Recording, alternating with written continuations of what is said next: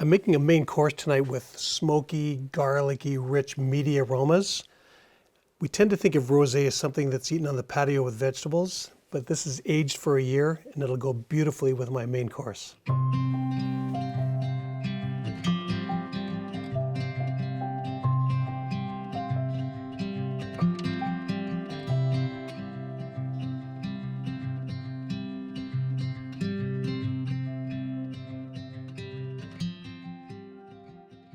This is a full-bodied savory dish, and it's a roast rack of pork, which is filled with a garlic smoked sausage, and then I'll make a glaze with mustard, honey, and some wine, and finish it off in the oven. This is a rack of pork, and you can see that the ribs are still intact, and this is the loin portion. And what I want to do is create a sort of a cut in series that opens it up, so that I can then put the sausage inside and then tie it up to roast it. The sausage is fully cooked and smoked, so that is a consideration in cooking. And what I'll do is just sort of peel the skin off. And if it's really curled up, I can make little cuts into it to help straighten it out so that it fits inside the pork roast.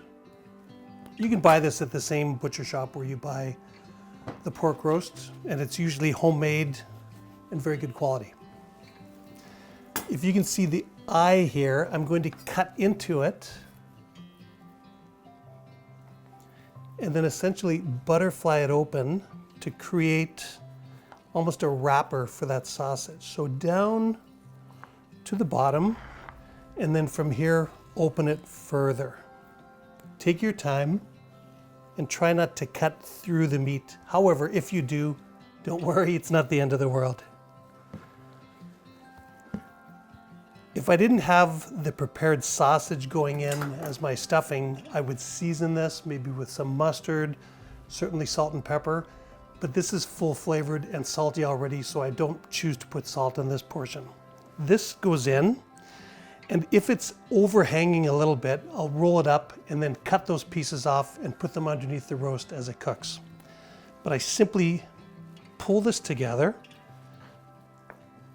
roll it back into its original shape, and then I have butcher's twine that I have cut into lengths that fit around the whole thing, and I'll just put a couple of these in to secure it in place. This is a 6-bone rack. You could do so with 4. I wouldn't go down to 2 because it's a little bit small to deal with, but certainly this is a great way to feed a crowd. And if you have one left over, then it makes a terrific lunch the next day with a glass of rosé. Once this is here, I want to get this good and tight, then secure it as close as you can. You don't have to worry about a fancy butcher's knot because you're going to do this in your own home and nobody will see the string. It'll be removed before we serve it. If you notice that there's a bit of a gaping portion here, I would suggest doing one more string just to make sure that it holds together securely. The good thing about this stuffing is that unlike a loose stuffing, because this is one piece, it simply won't fall out. It'll offer lots of flavor. It keeps it moist and juicy, but it won't fall out. I like to trim these off at this point and make sure that this is cotton, food safe string. Don't use plastic. This will go on to a bed of onions. And so I just simply take an onion, slice it. It doesn't have to be perfect. And this creates a bed. And as I said earlier, if the sausage is sticking out, simply cut it off and put it down here at that point. This goes into the pan with a bit of salt. This is that great salt from the south of France. A grind of pepper. And this goes into a preheated oven, and I'm looking at, depending on the size of the rack, about an hour to an hour and a half of cook time. We can use a thermometer to test it to make sure it's cooked to the right degree.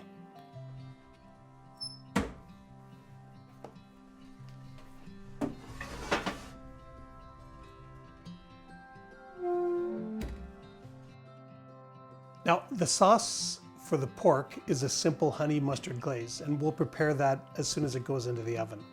I don't put it on right away, so I'll wait 20, 30 minutes or so, and then put it on in a series of glazes. I have grainy mustard, and I'll do equal parts honey. In Canada, we use a lot of maple syrup, but honey is everywhere, and it's absolutely delicious. You can use buckwheat or clover honey.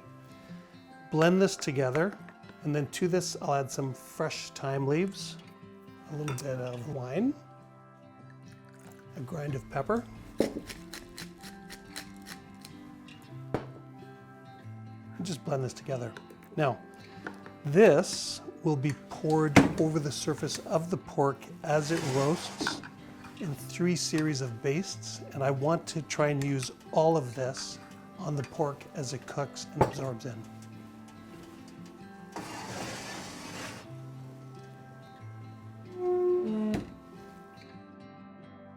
Well, the roast came out of the oven 5-10 minutes ago.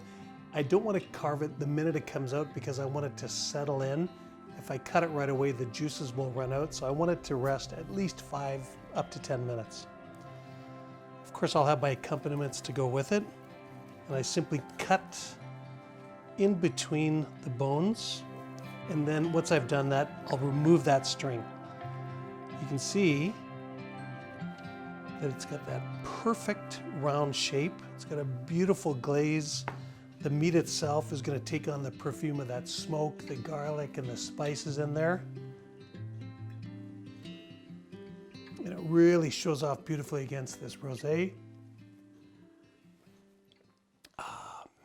That's a good match.